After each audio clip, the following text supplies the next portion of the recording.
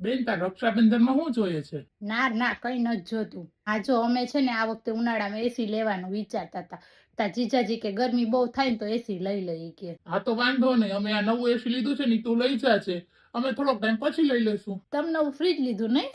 જૂનું ફ્રીજ તો હાલે છે ને. અમારે જો હવે નવું ફ્રીજ લેવાનો વિચાર છે. તાર જીજાજીને કહેતી હતી મેં નવું ફ્રીજ લઈ લઈને ડબલ ડોરનું તો વાંધો ન આવે. હા તો વાંધો નહીં, તું તાર નવું ફ્રીજ લઈ જા છે. જૂનું ફ્રીજ અમારે જે હાલે છે, અમે થોડોક ટાઈમ પછી લેશું નવું ફ્રીજ. અમારે જો ને 2 વ્હીલ રહ્યું ને પાછું જવાનું બધાને ભેગું હોય. અમારા માજીને ને બાપાને રિક્ષામાં જવું પડે અને અમે બે ગાડી લઈને જઈએ તઈ થાય.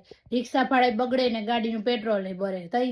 એટલે તાર જીજાજીને કહેતી હતી મેં કીધું એક 4 વ્હીલ લઈ લઈને તો આપણે બધાને ભેગું જવાનું હોય ને તો 4 વ્હીલમાં હમાઈ જાય બધા. હા તો વાંધો નહીં, અમે બે જણા જ છીએ તો અમારે 2 વ્હીલ હાલશે, અમારે 4 વ્હીલ પડી, તું લઈ જાજે. બીજું કઈ જોઈએ છે નણંદબા?